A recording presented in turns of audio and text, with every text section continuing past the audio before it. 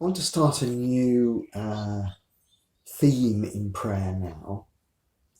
When I'm recording this, we're about to start the 10 days of prayer between Ascension Day and Pentecost, which I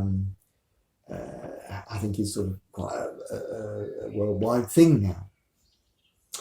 And the days of prayer, I mean, it's about prayer in its fullness, and I hope you will take that on board and pray in a big way, in all sorts of ways, finding the way you pray best, the ways you're called to pray, perhaps if you're about to use these 10 days of prayer. But I just want to focus on what contemplative prayer brings to intercession, because they can feel a bit separate, but I think that they are important to each other. So what does contemplative prayer bring to intercession? And the first thing I think it brings is listening.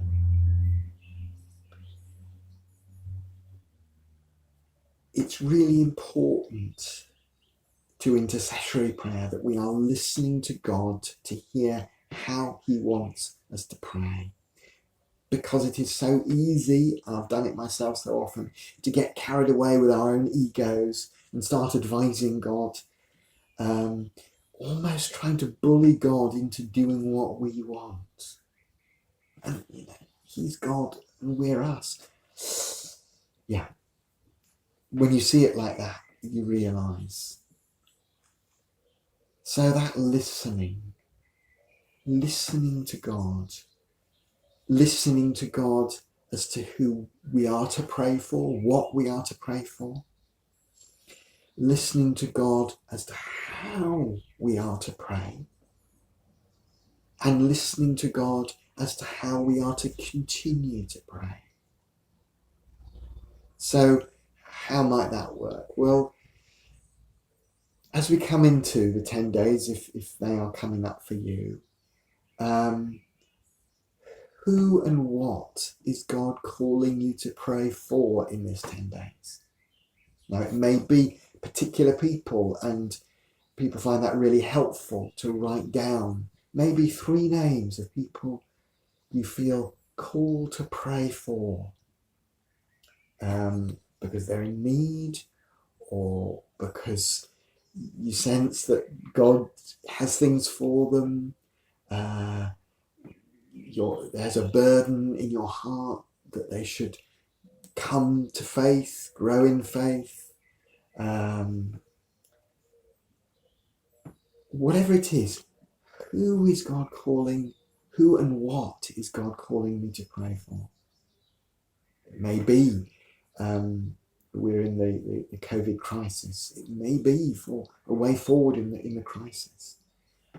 But spend some time listening in prayer, but also listening in your life. So you ask, and then you look out for God's answers, God's nudges in the next few days. How is God nudging me? Oh yeah. That person. Oh yeah. Be aware of God nudging you to pray. So who to pray for, how to pray, how you might, I hope, perhaps take extra time for prayer, how you might do that, what you might do, how you might make use of this time, and how long to pray.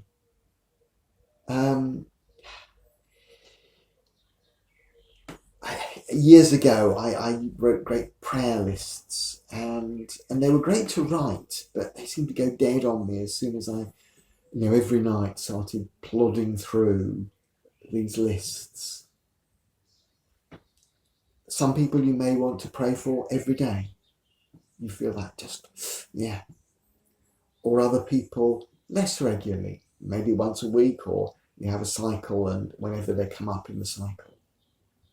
Some people you may be praying for quite intensely now, but then you sense, that's it, just trust them to me, and we can do that. So how we are to pray in the future. So that's the first of what contemplative prayer might bring to intercessory prayer, particularly in the context of the 10 days of prayer. Listening to God. Amen.